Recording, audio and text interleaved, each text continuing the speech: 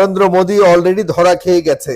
সারা ভারতে এই আন্দোলন ছড়িয়ে পড়েছে। বিশেষ করে আমি যদি আপনাদেরকে পার্টিকুলারলি বলি, আজকে পশ্চিমবঙ্গের কলকাতায় সেখানে হাজার হাজার ককরোচ জনতা পার্টির নেতৃত্বে সেখানে আন্দোলন হয়েছে এবং আজকে সেখানকার গুরুত্বপূর্ণ পয়েন্টে হাজার হাজার মানুষ, লাখো মানুষ আমি বলবো যে একসাথে হয়েছে এবং আন্দোলন করে বলেছে কোনোভাবেই কেন্দ্রীয় শিক্ষামন্ত্রী, যিনি যার পদত্যাগের একমাত্র দাবিতেই যন্তর মন্তর, দিল্লির যন্তর মন্তরে সবাই একত্রিত হয়েছে ককরোচ জনতা পার্টির প্রধান অভিজিৎ দীপকে এবং ককরোচ জনতা পার্টির শীর্ষ দুজন যে নেতা কেন্দ্রীয় সরকারের প্রতিনিধির সাথে বৈঠক করেছে একটা নিউট্রাল জায়গাতে। সেখানে তারা স্পষ্টভাবে জানিয়েছে, আজকে দুপুরবেলায় তারা বৈঠক করেছে এবং সেখানে স্পষ্টভাবে জানিয়েছে কোনোভাবে তারা শিক্ষামন্ত্রী ধর্মেন্দ্র প্রধানের ইয়ে ছাড়া, পদত্যাগ ছাড়া তারা কোনোভাবেই আন্দোলন থামাবে না। প্রিয় ভাইয়েরা, এখানেই আটকে গেছে নরেন্দ্র মোদী এবং এই জায়গা থেকে কোনোভাবে কেন নরেন্দ্র মোদী এই দাবি মানবে না জানেন? কারণ হলো এই আন্দোলনের একমাত্র চাবিকাঠি হলো ধর্মেন্দ্র প্রধান, মানে কেন্দ্রীয় শিক্ষামন্ত্রী। তিনি যদি বা তাকে যদি পদত্যাগ করতে বাধ্য করে কেন্দ্রীয় সরকার, তাহলে মেনে নিতে বাধ্য হবে কেন্দ্রীয় সরকার যে এই নিট প্রশ্নপত্র ফাঁস হয়েছে। এটিকে যদি অ্যাকসেপ্ট করে তাহলে বিরোধী দলের যারা রয়েছে তাদের প্রধান টার্গেট হবে সরকার, যে তোমাদের এই সরকারের অধীনে নিট প্রশ্নপত্র ফাঁস হয়েছে। সুতরাং বিরোধী দলীয় যে রাজনীতি রয়েছে সেই রাজনীতি বড় ধরনের একটা হাতিয়ার হবে, যে এই সরকার নিট প্রশ্নপত্র ফাঁসের পেছনে এই সরকারের যে শিক্ষামন্ত্রী রয়েছে তার হাত রয়েছে। এই বড় ধরনের ঝুঁকি বর্তমান সরকার নিতে চায় না বলেই ধর্মেন্দ্র প্রধানের পদত্যাগ তারা কোনোভাবে গ্রহণ করছে না। বাকি যে দুটি পয়েন্ট ছিল, যে যারা আন্দোলন করছে তাদের বিরুদ্ধে কোনো ধরনের এফআইআর থেকে শুরু করে অন্যান্য যে মামলা, এগুলিকে তারা প্রত্যাহার করবে, এটিও মেনেছে তারা।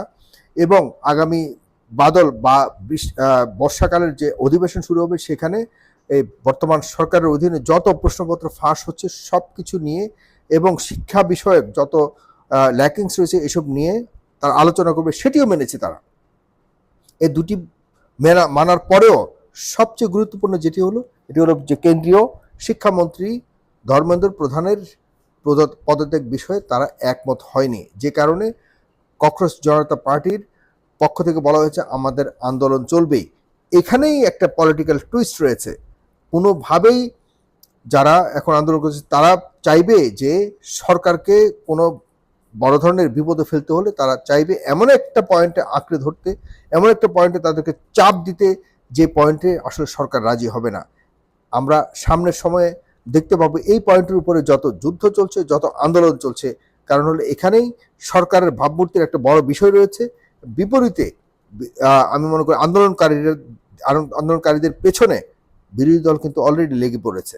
এখানে সরকারকে পতন করবার জন্য বা এই বর্তমান বিজেপি সরকারের প্রধান যে নরেন্দ্র মোদী, তাকে পতন ঘটানোর জন্য এখন মোটামুটি একটা আয়োজন চূড়ান্ত অবস্থায় পৌঁছে গেছে। সর্বশেষ যে স্ট্যাটাস রয়েছে, এই আলোচনার পর তারা বলেছে যে আমরা 3 থেকে 4 দিন সময় নিচ্ছি কেন্দ্রীয় শিক্ষামন্ত্রী ধর্মেন্দ্র প্রধানের পদত্যাগের বিষয়ে আমরা জানাবো।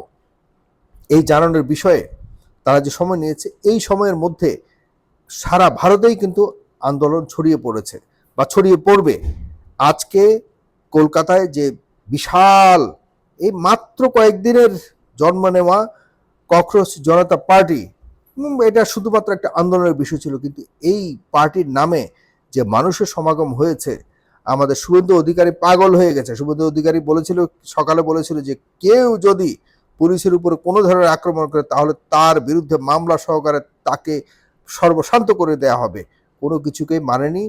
আজকে ব্যাপক জনসমাগম হয়েছে পশ্চিমবঙ্গের কলকাতায়। সুতরাং অন্যান্য যেসব প্রভিন্সগুলি রয়েছে সেগুলো তো রয়েছে, সেগুলিকে আমি স্পষ্টভাবে বলতে পারবো না, আপনাদেরকে বলতে পারবো না। তবে আমি পশ্চিমবঙ্গের বিষয়টি স্পষ্টভাবে দেখেছি, এটি একটি বড় ধরনের ধাক্কা কেন্দ্রীয় সরকারের জন্য। কালকে বা পরশু দিন আমরা বুঝতে পারবো যে এই আন্দোলনটি আসলে কোথায় যাচ্ছে, নরেন্দ্র মোদীর পতনের বিষয়টি আসলে কতটা নিশ্চিন্তভাবে এই আন্দোলন সামনে এগিয়ে যাচ্ছে এটি আগামী 2 থেকে 3 দিনের ভিতরে আমরা জানতে পারবো।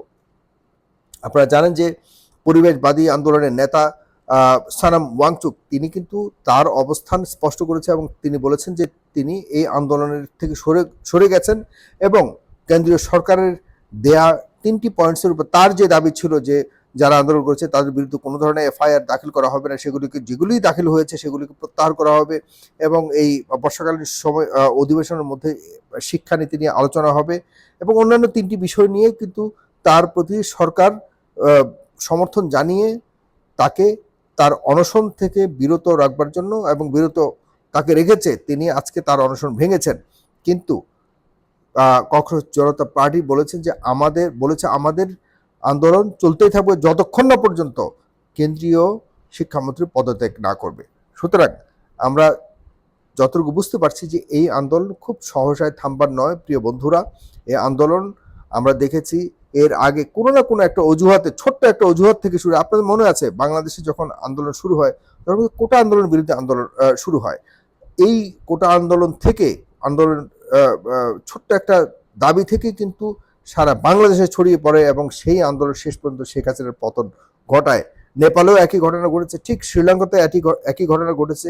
আমরা মনে করি যে এই ভারতেও এখন যেটি চলছে এটি যদি সারা ভারতে ছড়িয়ে পড়ে এবং বিরোধী দলগুলো যদি যুক্ত হয়ে পড়ে তাহলে নরেন্দ্র মোদীর ক্ষমতা ধরে রাখা একটি বড় ধরনের কঠিন বিষয় হয়ে দাঁড়াবে এবং এটি হওয়া উচিত। কারণ নরেন্দ্র মোদী যা করেছে গত 12 বছরে তার শিক্ষা হওয়া উচিত এবং ভারতীয় গণতান্ত্রিক একটি শক্তিধর উদাহরণ সারা পৃথিবীতে রয়েছে, সেটিকে বাঁচাতে হলে ভারতকে এই আন্দোলনের মাধ্যমে তাদের নিজেদের শক্তিকে জানান দিতে হবে। নিজেদের গণতান্ত্রিক যে একটা ঐতিহাসিক অবস্থান রয়েছে সেটিকে আবারও পুনরুদ্ধার করতে হলে এই আন্দোলনের মাধ্যমে ভারতকে আবারও জেগে উঠতে হবে।